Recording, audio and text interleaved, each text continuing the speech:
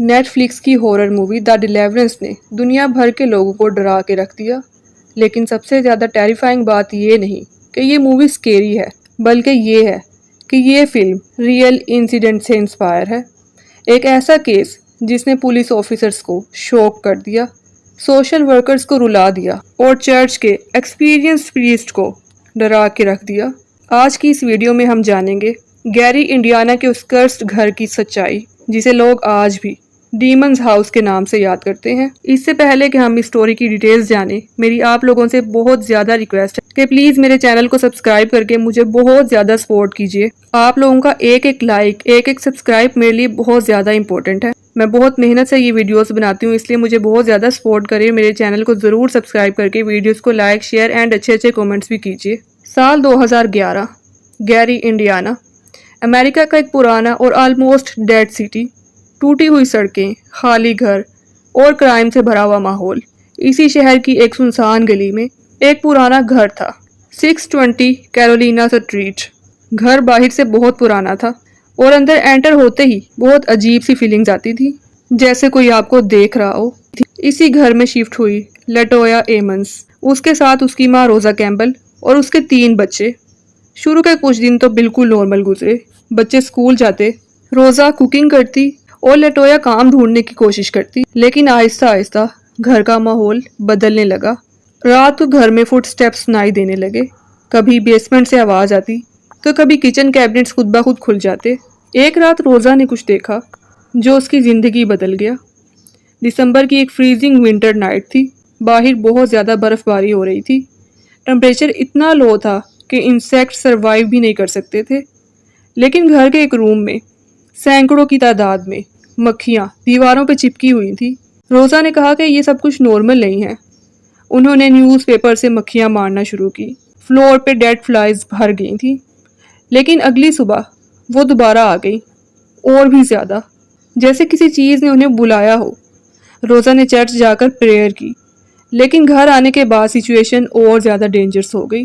ہر رات ایگزیکٹلی 3 بجے گھر میں آوازیں آنا شروع ہو جاتی، کبھی ڈور نوکنگز کی تو کبھی بہت زیادہ ہیوی فٹ سٹیپس، کبھی لگتا کہ کوئی اسٹیئر سے نیچے اتر رہا ہے۔ ایک رات لٹویا نے سوچا کہ شاید کوئی چور گھر میں گھس آیا ہے۔ وہ بیس بال بیٹ لے کر ہال وے میں نکلی، لیکن ہال وے خالی تھا۔ پھر اس نے اوپر سے ایک آواز سنی، جیسے کوئی دیوار کے اندر سے نوک کر رہا ہو۔ اس رات کے بعد فیملی نے سونے سے پہلے لائٹس آن رکھنا شروع کر دی، لیکن ڈارکنیس صرف کمروں میں نہیں تھی، بلکہ وہ اب ان سب کے اندر گھس چکی تھی۔ لٹویا کا چھوٹا بیٹا اکثر ہوا میں کسی انویزیبل پرسن سے بات کرتا۔ وہ کارنر میں کھڑا ہو کر کہتا، وہ مجھ سے بات کرتی ہے۔ لٹویا نے پوچھا کون؟ تو بچے نے آہستہ سے جواب دیا، وہ عورت جو بیسمنٹ میں ہے۔ ایک رات روزا نے دیکھا کہ لٹویا کی 12 سال کی بیٹی بیڈ کے اوپر ہوا میں اڑ رہی تھی۔ اس کی آنکھیں وائٹ ہو چکی تھی اور وہ عجیب آواز میں کچھ بول رہی تھی۔ روزا چیخنے لگی، پوری فیملی پینک میں آ گئی، لیکن یہ تو صرف شروعات تھی۔ لٹویا نے کئی بار ایک ڈارک شیڈو فگر دیکھا، بہت لمبا اور پتلا، انسانی شیپ جیسا، لیکن اس کا چہرہ نہیں تھا۔ کبھی وہ ہال وے میں نظر آتا تو کبھی بیڈ روم کے دروازے پہ۔ ایک بار لٹویا نے فیل کیا کہ کوئی اس کے بیڈ کے پاس کھڑا ہے۔ اس نے آنکھیں کھولی اور ایک بلیک فگر اس کو دیکھ رہا تھا۔ اس کی یلو آئیز ڈارکنیس میں چمک رہی تھی، پھر وہ اچانک سے غائب ہو گیا۔ لٹویا چلاتی ہوئی اٹھ گئی، لیکن اس وقت روم میں کوئی بھی نہیں تھا۔ سچویشن کنٹرول سے باہر ہو گئی تھی۔ فیملی بچوں کو ہاسپٹل لے گئی۔ ڈاکٹرز نے سوچا کہ شاید کوئی مینٹل ایلنس ہے۔ سوشل ورکرز بھی وہاں آئے، سب کچھ نارمل لگ رہا تھا۔ تبھی اچانک لٹویا کا بیٹا گراؤل کرنے لگا۔ اس کی آواز کسی جانور جیسی تھی، اور پھر وہ کرسی سے نیچے گرا اور امپاسبل طریقے سے بیکورڈ سکرول کرتے ہوئے وال پہ چڑھ گیا۔ کمرے میں پوری طرح سے خاموشی تھی۔ نرسز ڈر کے پیچھے ہٹ گئی۔